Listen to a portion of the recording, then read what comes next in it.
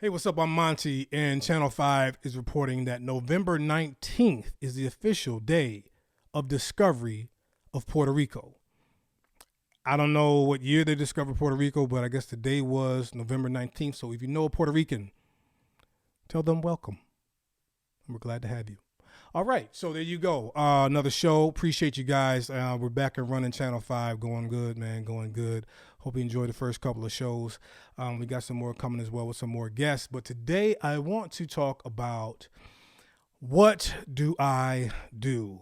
All right. And when I say what do I do, that could be a lot of things. I'm going to be going a lot of places. But specifically, what are you doing with your life? Do you know your purpose? Do you know what you've been called to do or chosen to do? Do you know what you even enjoy to do? What do you like to do? What are you gifted to do? You don't always have to do things in your gift, but what do you do? And more specifically, if you don't know what to do, I feel like you should do as much as you can. Do a little bit of everything until you truly find. When people don't know their purpose, that is not a time to just sit and wait for your purpose to bop you over the head. When you don't truly know what to do, you should be doing everything. Okay, you should be in trying all kinds of things. You definitely don't want to be in a rut when you don't know what you're supposed to be doing. And the thing is, in 2023, it's pretty easy to do stuff. Okay, and what do I mean by that? I mean this. So last weekend, I did a couple things that I had put off and really didn't know I could do, and found out they were extremely easy to do. So in this house, I've got 3 bathrooms and three toilets. There's 2.5 baths, but 3 toilets. 2 of them were running and had some issues with them, right? And so I said, man, I've been putting them off for a long time. I said, finally, let me get this fixed. And you know what?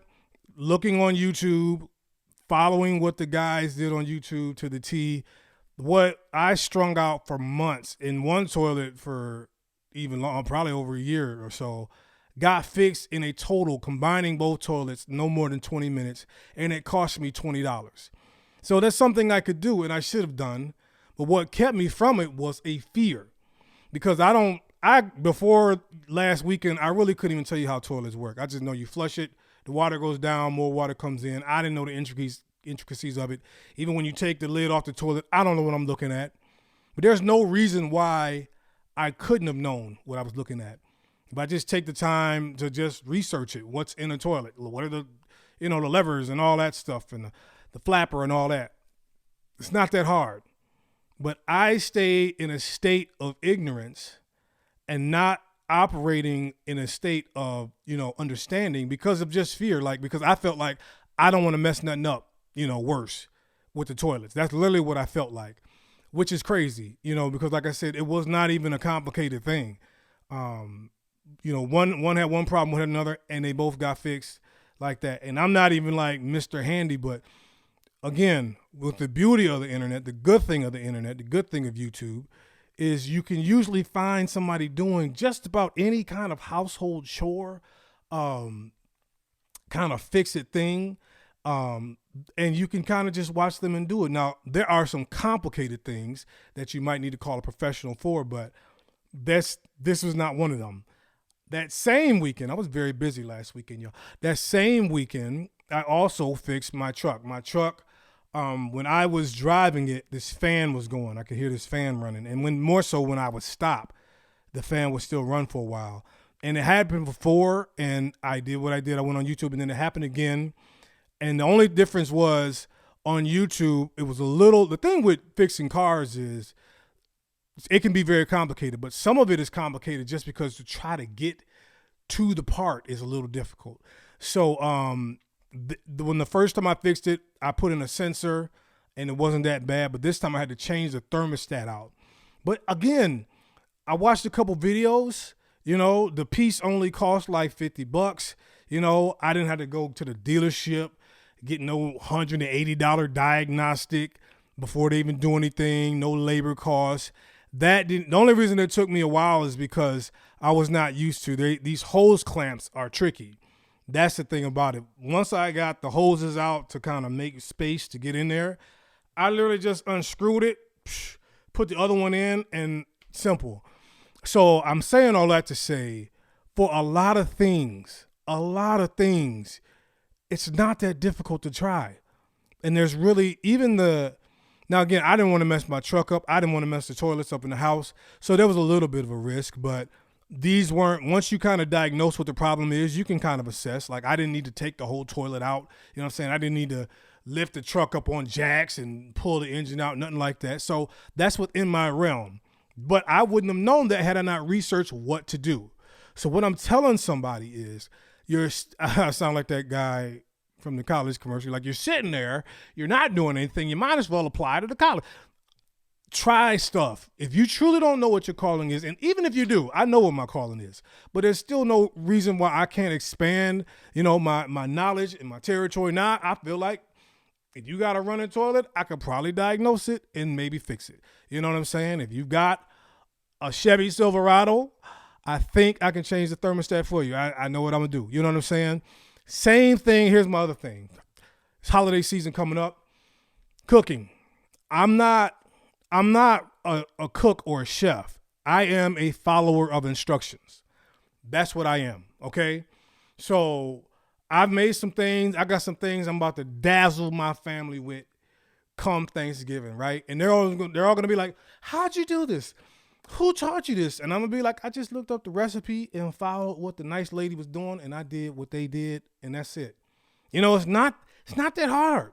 You know what I mean? Now, there are some complicated, fancy recipes that you got to really know what you're doing, but a lot of what I found out cooking to be is just following instructions. So can you follow instructions? Can you be taught something? If so, then there's 1,000 things you should be learning right now. You know what I mean? Especially if you don't know truly what to do. All right. Let's go back like 2,000 years. You know what I'm saying? Way, way back. I'm sure 2,000 years ago, a guy could, play the accordion, but the accordions weren't around. I don't think they were. Or go back before they were invented. You know what I'm saying? Or I'm sure 2,000 years ago, some guy had the capacity to work on computers, but computers didn't exist 2,000 years ago. He was not exposed to that. Okay. Had he been, he's got the same brain, people 2,000 years ago are not any less with a brain than we are now. They just weren't exposed to the things we were exposed to. But now we'll see a guy and he'll see somebody working on a computer and he'll be like, man, that's what I want to do. Or somebody, animating something or working on a video game or whatever that we see and are exposed to. And we say, that's what I want to do. If you haven't found that yet, that's more reason to try a bunch of things, because some people, you see, like I saw, I watched a documentary of a guy. He was an actor, and he didn't even know he wanted to get into acting. He just stumbled into a class one day. He knew that there was movies. He had been to movies before. He had seen TV, but until he actually went to the class, he's like, man, I think I want to do this. Now, he was aware of the craft, but he had just never tried it himself. But when he tried it, he liked it. So that's what I'm saying. Even there's stuff that you're aware of that you don't think you're capable of or qualified for, but try it.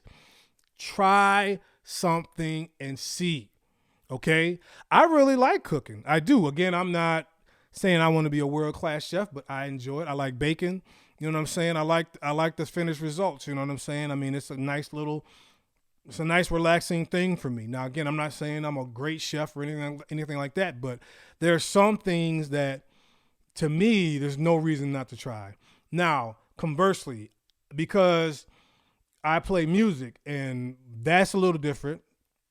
If you're not a, musical savant, gifted at the age of 3 playing the piano, you got to take some time to learn it. Now, I can't just teach you to play something I would play in my church in the same time that lady taught me how to bake that cake. That's a little different. Now, that's going to take some time, but it's still doable if you really dedicate yourself. So that's why I'm trying to say right now, not everything is like you can get it in the 20 minutes it took me to fix those toilets. No. But if you truly want to try it, give it your all. It's not going to take you an overnight thing to get to a level that somebody else is that's an expert. But then I say it again as well. I'm not an expert plumber, but there's a couple things that I can do, so you maybe can't play something by Fred Hammond, but you maybe can pick out, row your boat. You're starting, you're doing a little bit, you know what I'm saying? So what do? I don't know what to do. I don't know what I want to do. I don't know. If that's what you're saying now, then you should be able to tell me, but here's 10 things I did this month that I never tried before, and nothing stuck. Okay, no problem. Next month, try 10 more things, okay? And even if you know what you want to do, okay? The Bible, I go back to this parable all the time, my favorite parable. He gave one 5, he gave one 2, he gave one 1. The one he gave 5, he had 5, all right? He got the bag of 5 right there, but you know what he did? He went out and he brought back 5 more. So even if you know your gifts and you know your talents, use those to further get you some more things, okay? I was playing piano and drums and stuff when I was 5 or 6 years old. I was not podcasting, but kind of parlayed that into this, and that's why I'm talking to y'all right now. So I just want to urge people, don't sit and wait and think that your purpose is just going to hit you over the head one day and say, come on, do this. Try some stuff. Get the attitude, get the mode of I'm always searching and learning and trying new things. And if I don't like that, no problem. But at least I can say I tried it. Nothing is worse than when somebody says, I don't like that. Have you tried it? No. Well, then why do you don't like it? I just feel like I wouldn't like it. But you didn't even try it.